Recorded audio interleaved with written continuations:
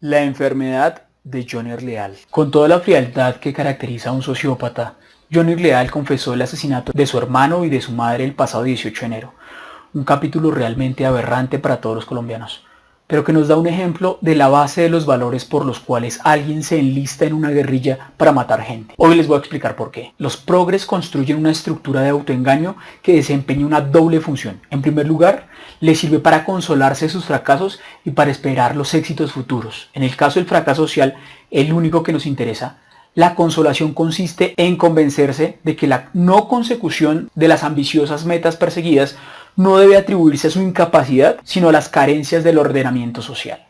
Por eso es que Petro usa el resentimiento para proponer elevar impuestos a los dividendos. El mensaje que envía es que vamos a castigar al exitoso y te voy a dar ese dinero a ti que no lograste nada en tu vida, te va a convertir en un parásito que va a tener cosas gratis y por eso debes votar por mí.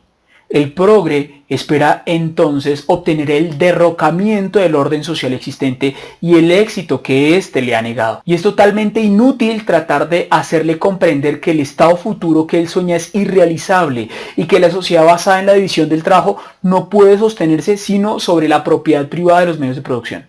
Por eso es tan complicado convencer a Francia Márquez que abandone estas tres propuestas cuando le preguntan sobre reformas tributarias. Justicia tributaria, quienes más acumulan el capital en el país deben ser quienes más contribuyen al bienestar social de las mayorías empobrecidas. Sancionar la evasión de impuestos de los grandes capitales y eliminar las exenciones tributarias. Lo que Francia quiere decir es que a los empresarios exitosos se les debe castigar por serlo y que deben quitarles su dinero para entregárselo a los políticos y que luego ellos se roben una parte para que posteriormente sea entregado a la gente empaquetado en servicios de mala calidad. En lugar de que estos mismos empresarios usen ese dinero para contratar más gente y con ello se aprendan a parar sobre sus propios pies. Eso no les conviene a los políticos como Francia porque eso le quita el poder clientelar que los progres tanto anhelan.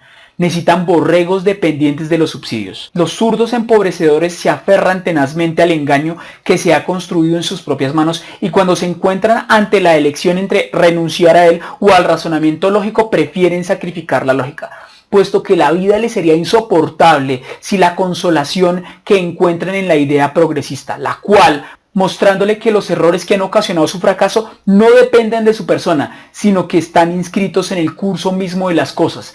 El progresismo es el placebo que levanta su autoconciencia postrada y le libera de su torturador sentimiento de inferioridad. Por eso es que Petro se niega a aceptar que su propuesta de aumentar los aranceles lo que va a generar es hambre a los más pobres, a pesar de la evidencia empírica. Para la muestra un botón.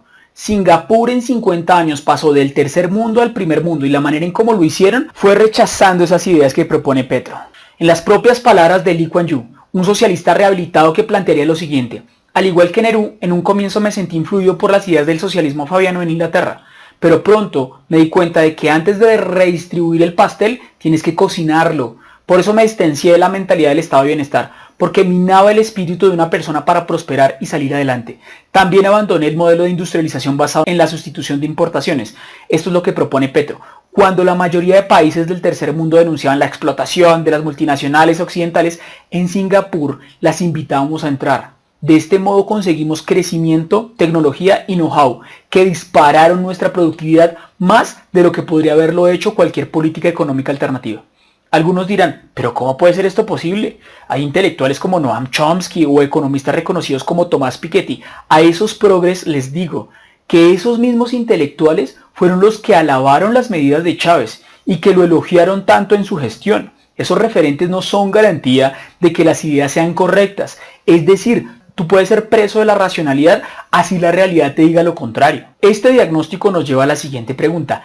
¿Qué pasaría si los progres llegan este año al poder de la mano de un sociópata como Petro? Los resentidos en el poder se convierten en violadores de derechos humanos y buscan el poder total. Fue lo que sucedió con Adolfo Hitler, José Stalin, Pol Pot y Fidel Castro. La estrategia petrista surge así repotenciando el dilema amigo-enemigo nietzscheano, en el cual se predica la tesis de que al enemigo hay que exterminarlo. No en balde, Max Scheler afirma que el resentimiento está impregnado por el sentimiento y el impulso de venganza, el odio, la maldad, la envidia, la ojeriza, la perfidia, y que el odio es la obra suprema del resentimiento. Por eso es que Francia Márquez habla de su amigo imaginario el patriarcado, y por eso es que vemos sociópatas como Johnny Leal cometiendo uno de los más aberrantes crímenes. Un buen ejemplo del proyecto político basado en los defectos del alma es el proyecto de la Colombia humana.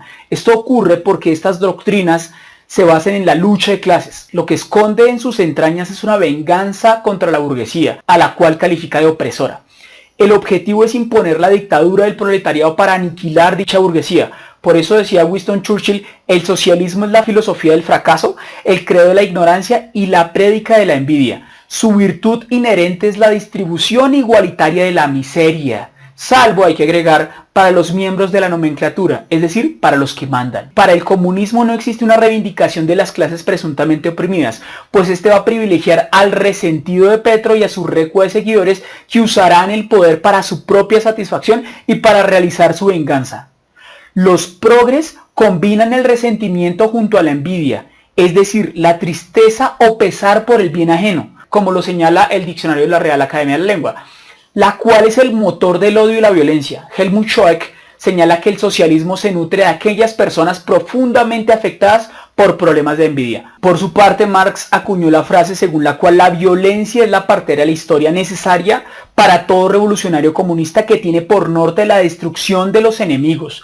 La revolución es indetenible y quien se oponga a ella será destruido por medio de la violencia. Vladimir Lenin repotenció el odio de clases y el deseo de venganza para lograr los objetivos revolucionarios y el exterminio de la burguesía.